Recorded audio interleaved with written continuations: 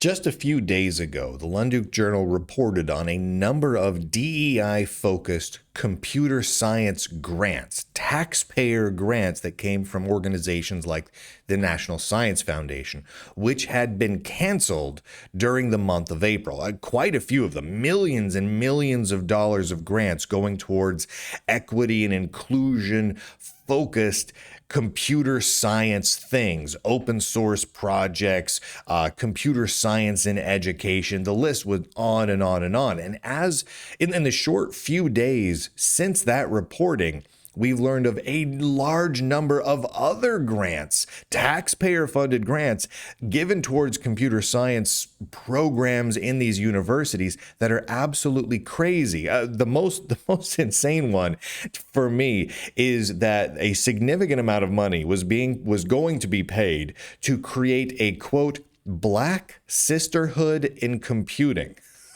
I don't know why we need to spend taxpayer money to create that. I think they should just create that if they want it. I don't think it's something we need to finance through taxes, but it's happening. And a lot of these are just getting canceled right and left. And what's really wild about all of this is that these ending of DEI related grants from the federal taxpayers is having a sort of trickle down effect where significant universities are canceling and putting in jeopardy programs that are not related to the grants. For example, the Oregon State University Open Source Lab is out of money, not because their grants were canceled, but because other DEI-related grants were canceled at the same university. So I'm just going to walk you through a few of these.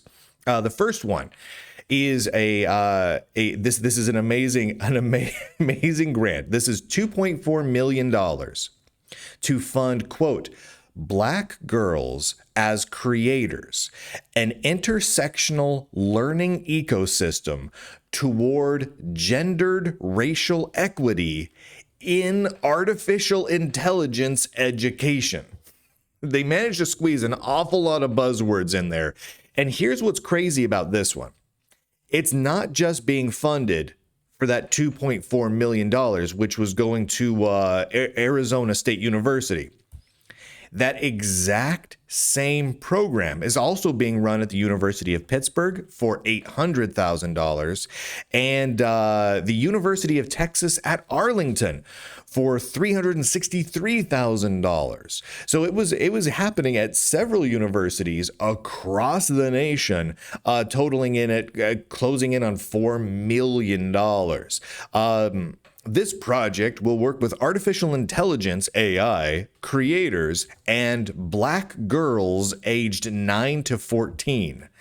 It goes on. I'm just going to read a couple little snippets from this here because there's just so many crazy buzzwords. Black girls and the AI creators will work together on the design and creation of AI projects. This project examines two research questions. One is theoretical. What are the design principles for an intersectional AI learning ecosystem? With this question, they will explore Black girls' experience with AI learning ecosystems and how they can enact the constructs of intersectionality. I know. They're going to use to develop a framework for intersectional professional development for AI professionals. And this project is funded through the Racial Equity in STEM Education activity. It's crazy. Tons of money was going towards this. Here's another one. This is the Sisterhood one. $777,000. So 0.7 million going to Emory University in Atlanta, Georgia. Black feminist epistemologies, building a sisterhood in computing. Yeah. This project explores the post-secondary experiences of Black women currently enrolled in undergraduate computing degree programs to draw attention to racial and gender inequalities that Black women in computing endure. Black women remain acutely underrepresented. Gender-focused efforts have fallen short of increasing the number of Black women in computing because they fail to acknowledge how the intersection of race and gender shape Black women's experiences. I'm going to reread that one to you now because I hate it.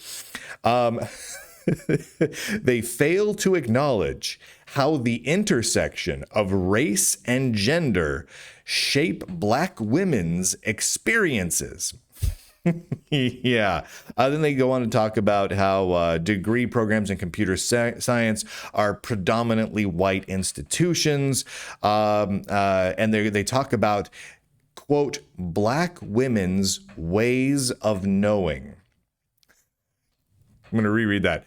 This project leverages Black feminist epistemologies and Black women's ways of knowing as a critical framework for this research. And they're going to resist structural oppression. And they're going to utilize the concept of sister circles. It's crazy. It's absolutely crazy. And $770,000.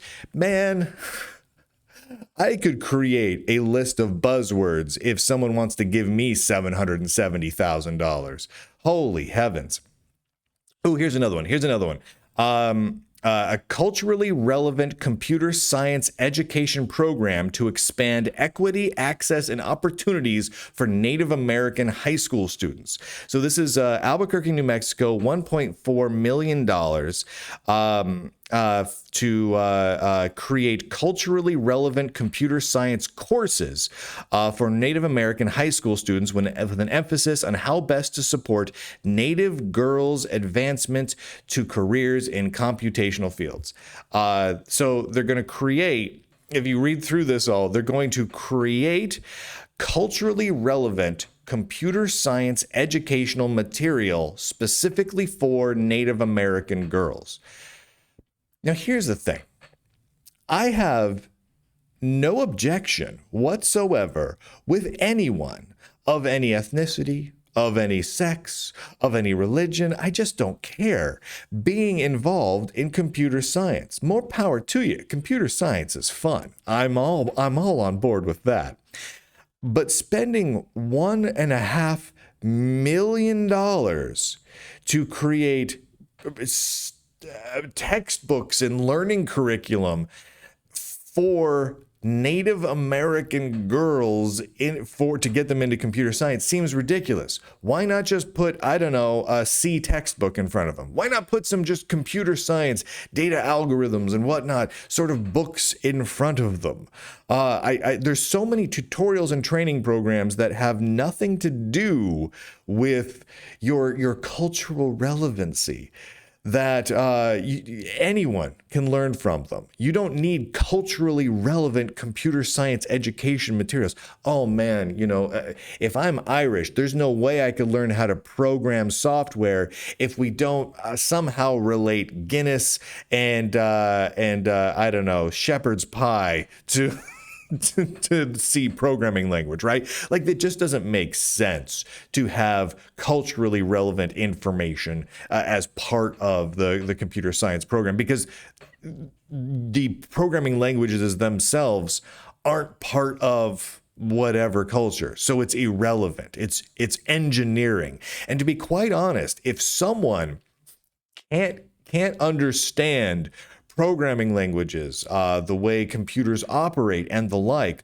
without relating it to their culturally appropriate blah, blah, blahs, they are not an engineer and should not be in engineering. Not everyone needs to be an engineer. Engineers should go into engineering. People who are naturally inclined to think like an engineer, they can study engineering and they'll understand the textbooks just fine, devoid of the cultural relevancy. And of course, we covered a bunch of those just a couple of days ago. There's a bunch of other ones. It's crazy. It's absolutely crazy.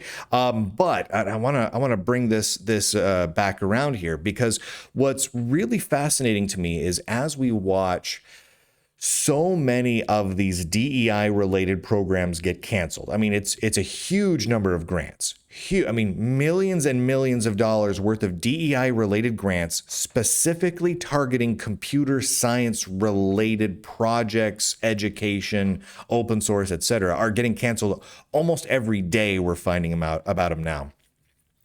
It's interesting how that's having an impact on projects and organizations that you wouldn't think would be related to them at all. For example, over the last several weeks, we've seen a large number of computer science, DEI, diversity, and whatnot focused initiatives canceled in the state of Oregon. And many of them were canceled at Oregon State University. Well, now we're seeing that Oregon State University, which hosts the open source lab, and the open source lab is a relatively long-standing lab. It's a small part of the open source of Oregon State University, but they host a large number of projects, and they've been around for forever. In the open source world, they've been around forever.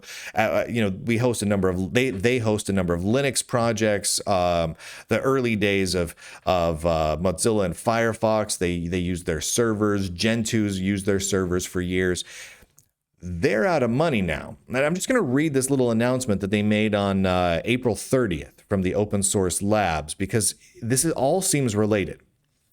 I am writing to inform you about a critical and time-sensitive situation we are facing the open source lab. Over the past several years, we have been operating at a deficit due to a decline in corporate donations. While the Oregon State College of Engineering has generously filled this gap, recent changes in university funding make our current funding model no longer sustainable. As a result, our current funding model is no longer sustainable.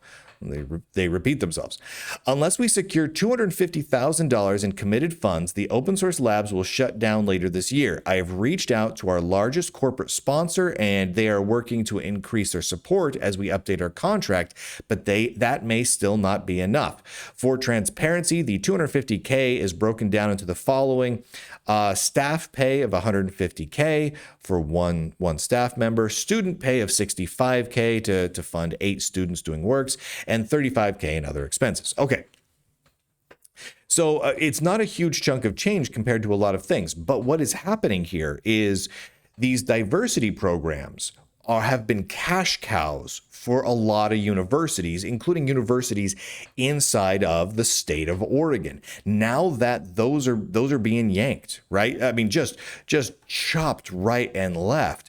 Diversity and DEI grants are not going to be paid out from the National Science Foundation and a number of the CISA and multiple organizations. And now those universities apparently were so reliant on those diversity grants coming from federal tax money that they were using in some manner that to fund other projects throughout the university system, including the open source labs. So now the Oregon State University is talking about raising tuition in order to cover the differences, because they just lost all these grants that were mostly DEI related. And it is really fascinating. These were cash cows for them. These were systems by which these universities were gaming the system. They were applying for these ridiculous DEI grants. I mean, if you look at these grants, just look at the build a sisterhood for computing for Black feminists at Emory University, $770,000.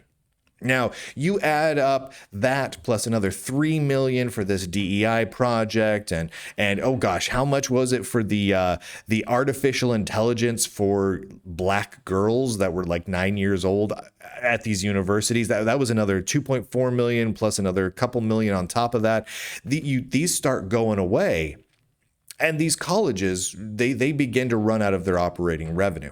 It is really fascinating how they've been abusing this system for quite some time, at least insofar as the engineering, STEM, and computer science fields and colleges within these universities that are concerned. So what's going to happen there with the open source labs? Who knows? Can the open source labs stand on its own 2 feet without OSU, the Oregon State University, getting that DEI funding? I think it's a reasonable question to ask that if it can't, if the open source labs, if no one's interested in funding it for what it is, maybe it shouldn't exist at all. And I know that's a harsh thing to say because the open source labs does do good work, good non-DEI work. They host servers for things and they keep Gen 2 Linux up and running. Right? They do real open source techie work to keep things going. But if no one's willing to step up and fund it, maybe there's a reason for that. And if it's been so reliant on the Oregon State University's constant steady income of DEI-focused grants, I mean, maybe it just shouldn't exist at all. I also want to call out something became official over the last couple of days. You may remember back in March, I was reporting on how there were many open source projects that were weirdly tied together, but were facing a complete loss of funding. And some of that included a loss of taxpayer funding for some projects within Mozilla, the makers of Firefox. Well, it became official. It really, truly official that, let me pull this up here for you so you can see it, that the inclusive American Language Technologies project from Mozilla Foundation, which was being funded by federal tax money for over $1 million, was officially ended on April 25th. That was assumed. It was assumed that was going to be ending. Mozilla was waiting for it to end. They'd even been using it for several weeks as fundraisers. They've been sending out emails to all of their past donors going, we might be losing federal taxpayer funding for projects. You better donate. And apparently that was working. Apparently that was getting a lot of their past donors to pony up some additional cash. But now it's official. Now it's official. Some of those taxpayer-funded grants are now totally terminated. Terminated as of April 25th. I want to say thank you to the subscribers of the Lunduke Journal for making this reporting possible. You'll note no computer-related periodical, no tech news outlet has been covering any of this. None of it. Hasn't been going into all the details on any of these things. This sort of research, this sort of reporting is only possible. It is only possible because of subscribers like you. I can't take money from big tech. The moment I do that, they can control what I say. So the only way to make this work is all of you subscribing to the Lunduke Journal. That's the only way this coverage is possible. Literally, all the things we've been talking about today and so many of the other things, the leaks and the whistleblowers and the exposés and the deep research into the financial records of these big foundations and tech companies, none of it happens. Nobody covers it if the Lunduke Journal doesn't stay afloat. And so I'm calling on you right now as an awesome nerd. Go to lunduke.com, scroll down a little bit, and pick a way to support the Lunduke Journal. Monthly or yearly subscriptions, lifetime subscriptions, one-time donations, lots and lots of options. There's also ways that you can reach out to the Lunduke Journal on that page, including becoming a tech whistleblower, and a whole mountain of ways that you can enjoy all of this reporting on Locals and Rumble, on X, on YouTube, on Facebook, on Patreon, Substack, the podcast feed, iTunes, wherever. You choose how you want to get the Lunduke Journal. In fact, considering how regularly the Lunduke Journal gets censored, we're fighting things over on YouTube right now. I mean, several of my reports are not currently up on YouTube because they're being fought against by big tech. Thanks, Adobe. It's probably a good idea to follow the Lunduke Journal on at least 2 different platforms. You choose, though, whichever ones work for you. Again, it's all up at lunduke.com. Click on some links. They're great links. You love links. And with that, ladies and gentlemen, boys and girls, nerds and nerdettes across this glorious intertube of ours, I do declare, end broadcast.